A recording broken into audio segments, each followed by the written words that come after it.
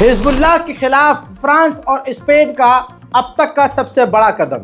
आपको ये बात अच्छे से समझ में आ चुकी है कि इजराइल इस कत्लेआम में अकेला नहीं है। इजराइल को बचाने के लिए वेस्ट के तमाम बड़े देश उसके साथ हैं और हथियार देने में और नरसंहार करने में भी उसके साथ हैं। हिजबुल्लाह के खिलाफ उस इलाके में, नॉर्थन के आसपास के इलाके में स्पेन और फ्रांस ने रडार तैनात कर दिए हैं। यानी अब हथियारों की तैनाती करने के लिए इजराइल के दोस्त मैदान जंग में कूद गए हैं।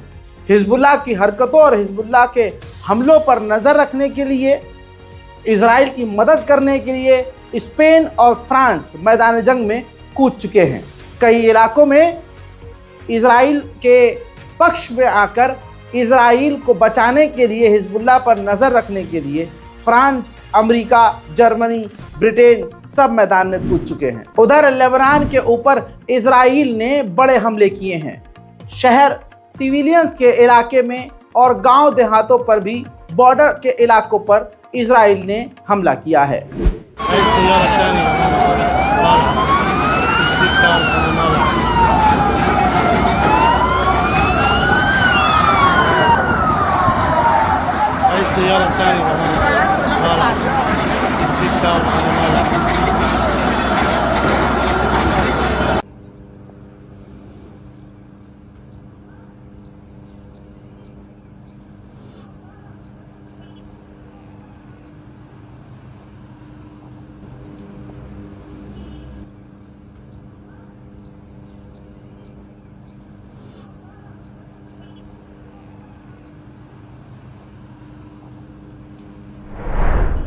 उधर मेरे दोस्तों, इस खतरनाक हमले में महमूद अब्बास की पार्टी का एक व्यक्ति, फतेह ग्रुप का एक व्यक्ति लेबनान में हिजबुल्लाह के हमले में मारा गया है।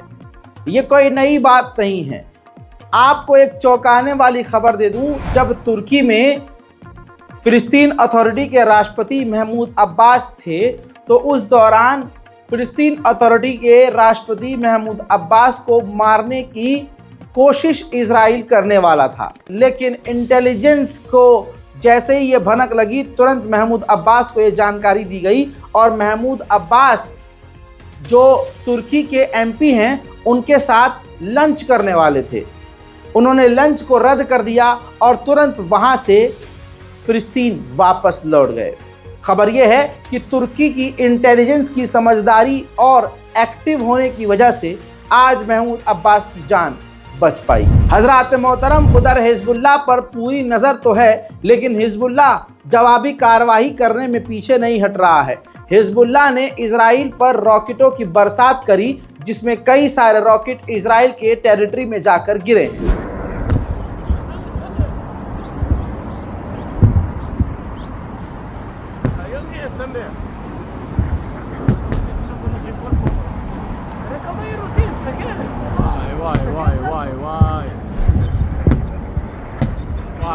מתקפת כטב"מים, הנה היירוטים,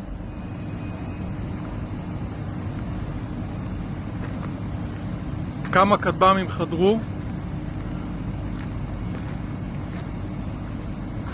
אני מניח שעוד חלק אולי יגיעו לפה. כן, מה זה הדבר הזה? איזה מפחיד. וואי וואי וואי וואי וואי, זה היה, מי נפל? כמו קצרי נפל. מה טוב, הערבי הזה בן זונה, איזה פחד עשה לי על הבוקר.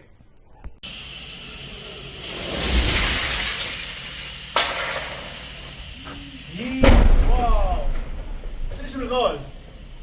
זאת המציאות שלנו כאן בקצרין, פשוט לא מקובל עלינו הסיטואציה הזאת, וממשלת ישראל חייבת לעצור את הדבר הזה. זה אדיר.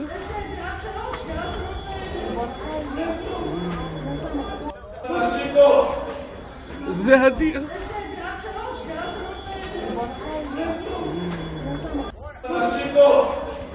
זה אדיר.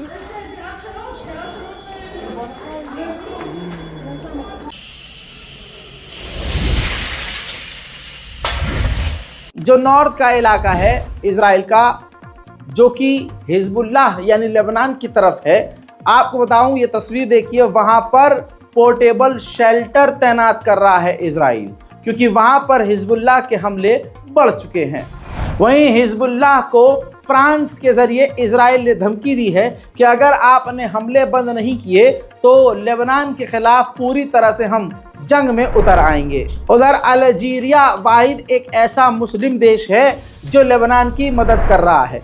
30,000 टन फ्यूल अल्जीरिया ने लेबनान को भेजा है, क्योंकि लेबनान में बिजली की कमी हो रही है। हालात लेबनान के इतने ख़राब हो चुके हैं कि चाइना ने अपने देश के नागरिकों से कह दिया है कि लेबनान से बाहर निकल जाओ। इजराइल के हमलों की वजह से 1 लाख लेबनीज लोग अपने इलाकों को छोड़ चुके हैं। 564 लेबनीज आम लोग मारे जा चुके हैं और 1000 से ज़्यादा लेबनान की आवाम घायल है। इजराइल ने सबसे बड़ा हमला जब लेबनान पर किया तो हिजबुल्लाह के एक टॉप कमांडर मारे गए। खबर यह आ रही है कि उनकी जगह पर इतने लंबे समय के बाद 15 से 20 दिन के बाद भी कोई और हिजबुल्लाह ने कमांडर तैनात नहीं किया है, क्योंकि उनके लेवल का कोई कमांडर मिल भी नहीं रहा है। अब ईरान हमला नहीं करेगा, ऐसी बातें हमारे दिमाग में भी आ चुकी हैं कि इतना लंबा समय हो गया है ईरान हमला नहीं करेगा। लेकिन आपको बता दूं कि जिस तरह से दुश्मन परेशान है, उससे लग रहा है कि ईरान अभी भी कुछ न कुछ कर सकता है। आप इजराइल और अमेरिका का डर देखिए। अमेरिका ने USS अटैक अब्राहम जो एयरक्राफ्ट कैरियर है, जो खासकर कैरियर अटैक करने के लिए उससे फाइटर जेट उड़ान भरते हैं और वापस तेज़ी से हमला करके उस एयरक्राफ्ट कैरियर पर लैंड करते हैं। उस एयरक्राफ्ट कैरियर पर फाइटर अटैक हेलीकॉप्टर के साथ साथ खतरनाक ड्रोन भी मौजूद हैं। इस खतरनाक एयरक्राफ्ट कैरियर को इजराइल के बचाव के लिए मिडिल ईस्ट में अमेरिका ने अपना भेज दिया है। वहीं ईरान की भी सीधी रिपोर्ट है जो आपकी पूरी स्क्रीन पर है। ईरान ने क्लियर कट कह दिया है कि हमारा हमला जो भी होगा और जब भी होगा वो सरप्राइज होगा, यानी हम जब हमला करेंगे तो हम ना इसकी वार्निंग देंगे, ना इस तरह से हमला करेंगे कि दुश्मन को पता चले। ये हमला बिल्कुल सरप्राइजिंग होगा। अमेरिकी एयरक्राफ्ट कैरियर अपने खतरनाक फाइटर जेट के साथ समुद्र में ईरान के आसपास पहुंच चुका है। आइए उस अब्राहम एयरक्राफ्ट कैरियर का मंजर मैं दिखाता हूं।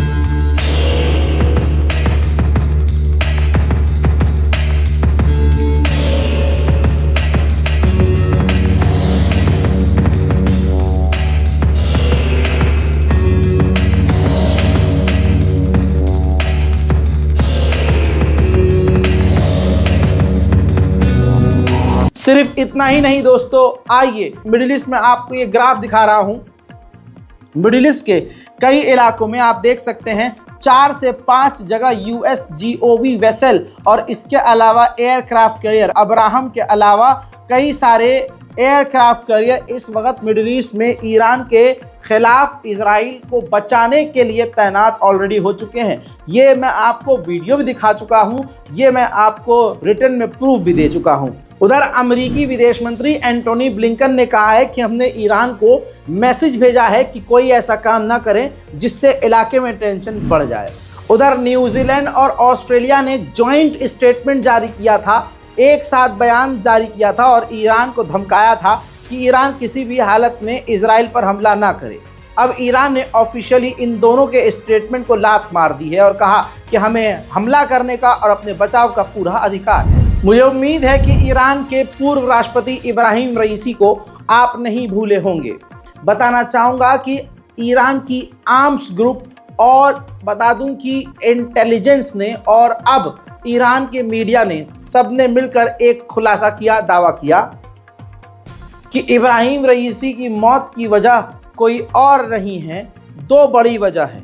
एक तो मौसम बहुत ज़्यादा ख़राब था, दूसरी वजह ये थी कि वो जहाज़, वो हेलीकॉप्टर ओवर क्राउडेड था, यानी उसमें 5 की बैठने की जगह थी और उसमें 10 से 12 लोग सवार थे, जिसकी वजह से ये हेलीकॉप्टर क्रैश हो गया। वहीं ईरान की चतुराई को लेकर एक खबर यह आई है कि ईरान जानबूझकर अपने हमले को इजराइल पर जो करने वाला है डिले कर रहा है, लेकिन हिजबुल्लाह पर वो पूरा प्रेशर बना रहा है कि हिजबुल्लाह इजराइल पर अटैक करे। ईरान को पूरी तरह से अरब देशों ने और वेस्ट के देशों ने दबाया हुआ है कि हमला ना करें। ऐसा नहीं है कि धमकी से, प्यार से भी। अब कतर के प्रधानमंत्री हाल फिलहाल में ईरान पहुंचने वाले हैं। और ख़बर यह है कि कतर के प्राइम मिनिस्टर भी ईरान पर दबाव बनाएंगे कि ईरान इजराइल पर हमला ना करे। ईरान हमेशा से कहता है कि हमारी पॉलिसी नहीं है कि हम परमाणु हथियार बनाएं, लेकिन खबर अंदर की ये आ रही है कि ईरान अपनी इस परमाणु न बनाने की पॉलिसी पर दोबारा से विचार कर रहा है और बात कर रहा है, और ईरान इसके बाद परमाणु हथियार हासिल कर सकता है। ईरान के जो नए विदेश मंत्री हैं अब्बास अरागची, उन्होंने कहा है कि हम अपनी टेंशन को अमेरिका के साथ कम करना चाहते हैं और यूरोपीय यूनियन से भी बातचीत करना चाहते हैं, अगर अमेरिका हम पर से पाबंदी हटाए और पाबंदियां कम करे। उधर यमन के हूतीस ने दावा किया है कि लाल सागर के अंदर हमने 2 और वेसल पर हमला किया, जो हमला कामयाब हुआ और दोनों वेसल में आग लग गई। इजिप्ट की राजधानी कायरो इजराइल की एक टीम नया प्रपोजल लेके पहुंची है। उस प्रपोजल में मैं बता देता हूं क्या है। प्रपोजल में यह है कि इजराइल की सेना फिलाडेल्फी कॉरिडोर पर तैनात होगी और नहीं हटेगी। साथ में इंटरनेशनल मिलिट्री भी, यूएन की मिलिट्री भी वहां मौजूद हो तो इजराइल को कोई प्रॉब्लम नहीं है। उधर इजराइल की नई षड्यंत्रकारी हरकतों का खुलासा सैटेलाइट इमेज से हुआ है। गाजा के अंदर इजराइल ज़मीनी नए रास्ते बना रहा है, नए कॉरिडोर बना रहा है जो कि दूसरे इलाकों को जोड़े, और बड़ी ही चालाकी और चतुराई से इजराइल गाजा की ज़मीन को सपाट कर रहा है। मेरे दोस्तों, बाइडन सरकार यानी अमेरिका को भी धोखा देने वाला अगर कोई है तो वो नेतन्याहू यानी इजराइल। $20 बिलियन के हथियार देने से पहले अमेरिका ने कहा था कि ठीक है, इजराइल को हम $20 बिलियन के हथियार दे रहे हैं, इसके एवज में वो अपने हथियारों को मजबूत करेगा, अपने आप को मजबूत करेगा और सीज फायर कर लेगा। नेतन्याहू ने भी यही कहा कि आप हमें हथियार दीजिए, हम फिर सोचेंगे। बाइडन सरकार ने $20 बिलियन के हथियार दे दिए। अब अमेरिका ने सोचा ठीक है, $20 बिलियन के हथियार दे देते हैं इजराइल को, इजराइल सीज फायर कर लेगा। हुआ ये कि $20 बिलियन के हथियार लेने के बाद भी इजराइल ने डील नहीं की है, न वो डील करने के मूड में है। हजरात, उधर आपको बता दूं कि सीज फायर की जो बातचीत चल रही है वो बातचीत कभी भी टूट सकती है। मुझे तो पहले से इजराइल पर यकीन नहीं है। हमास के नए लीडर यहिया सिनवार ने अमेरिका से मांग की है कि आप हमें गारंटी दीजिए कि अगर सीज फायर होता है तो इजराइल मुझे यानी यहिया सिनवार को नहीं मारेगा। उधर कतर के अंदर दोहा में, कतर की राजधानी दोहा में हमास और इस्लामिक जिहाद के लीडर ने मुलाकात की है। वहीं हमास ने अपना रुख साफ कर दिया है कि अगर गाजा के अंदर से इजराइल बाहर नहीं निकला तो कोई सीज फायर नहीं होगा। उधर यूएन ने कहा है कि 86% गाजा को इजराइल ने खाली करने का आदेश दे दिया है। गाजा के अंदर कोई भी जगह अब सेफ नहीं रह गई है। मेरे दोस्तों, अरब देशों की गद्दारी का आप रुख देख चुके हैं। अब लेवल देखिए। इजिप्ट जो इजराइल को दिन रात कोस रहा है और कह रहा है कि हमले बंद करो, ये उसका पोर्ट है। डिटेल्ड सबूत रख रहा हूं आपके सामने, प्रूफ है, एविडेंस है कि पूरी दुनिया भर से इजराइल खाना, पानी, अनाज, दाना, तेल, ईंधन पहुंच रहा है। कहां पहुंच रहा है? इजिप्ट पहुंच रहा है। फिर इजिप्ट के पोर्ट से वो तमाम साजो सामान इजराइल भेज रहा है इजिप्ट। तो यानी जो आसपास के इजराइल के अरब ममालिक हैं वो खुद गद्दारी कर रहे हैं। दुनिया के मुसलमान इजराइल अमेरिका का बाइकॉट कर रहे हैं और अरब देश इजराइल की मदद कर रहे हैं। उधर अमेरिका को इजिप्ट ने हुक्म दिया है कि जैसे अमेरिका और दूसरे देशों की यूएन की सेना इजिप्ट के कॉरिडोर यानी गाजा और इजिप्ट के बॉर्डर पर तैनात होगी इजराइल के साथ, आपकी भी सेना तैनात होनी चाहिए। इजराइल के खतरनाक हमलों में एक और पत्रकार हुसैन अब्दबाकी जो हैं मारे गए हैं अपने पूरे परिवार के साथ, यानी कि पूरे खानदान और परिवार वालों को इजराइल बम मारकर खत्म कर रहा है। मेरे दोस्तों, 17 लाख फिलिस्तीनी गाजा के सिर्फ और सिर्फ गाजा के 10% इलाके में सिमट गए हैं।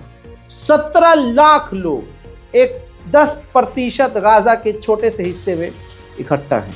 हजरात मोहतरम, इस बारकोड का इस्तेमाल कीजिए ताकि गाजा और फिलिस्तीन की मदद जो भी हम कर सकते हैं कर सकें। हाल बहुत बुरा है, हालात बहुत बुरे हैं। आप सुन के थक गए, मैं बता के थक गया, लेकिन इजराइल कत्लेआम करते करते नहीं थका। यहीं अपने ज़मीर को चेक करना है। गाजा और फिलिस्तीन के हालात से रूबरू रहना है, भूलना नहीं है। नमाजों और इबादतों में गाजा और फिलिस्तीन के लिए दुआ करें और अपने भारत के मुसलमानों के लिए भी दुआ जरूर करें। फिलहाल के लिए इतना ही। इससे पहले जो अपडेट दिया है वो भी जाकर चेक कीजिए और इंतजार कीजिए मेरे अगले अपडेट का। तब तक के लिए जय हिंद।